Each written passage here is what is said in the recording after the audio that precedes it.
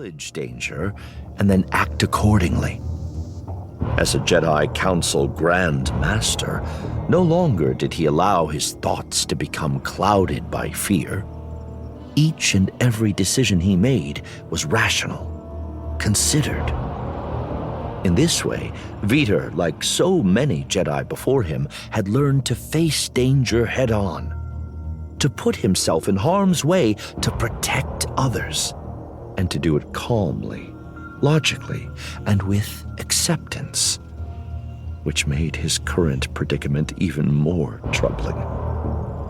It wasn't that he was troubled by the absolute tar-black darkness, nor the walls and cold metal bars of his cell, nor was he scared of the Nihil, of Marchion Ro and his lackeys, of death and transcendence into the Force.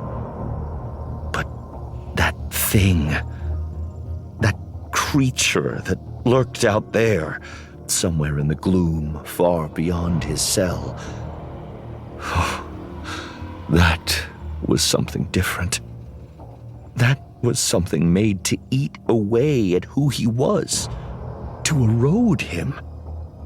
It was designed to bring fear.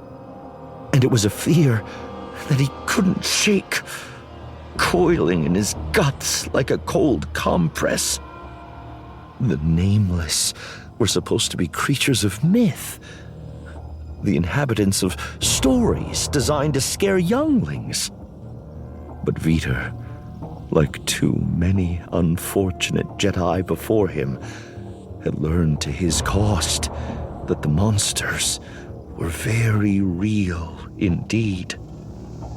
If he listened carefully, he could hear the thing pacing somewhere off in the distant gloom, tracing the walls of its own prison, a caged predator, waiting for the moment to strike, to be free.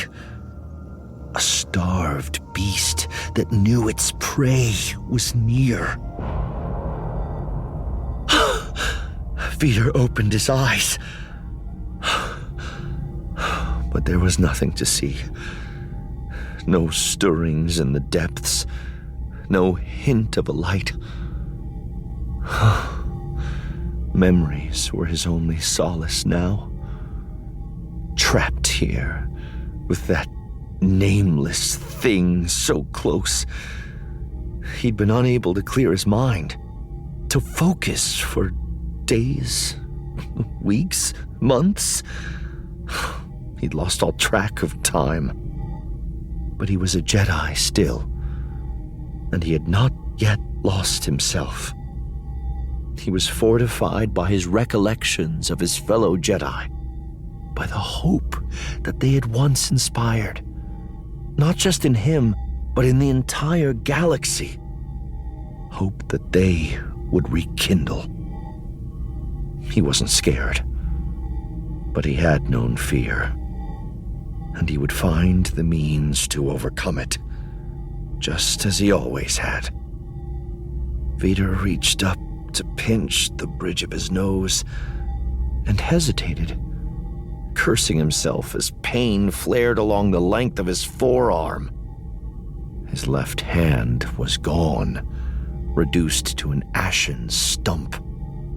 Traces of the strange calcification ran up the remainder of his forearm, like poisoned veins, marring his brown-black flesh.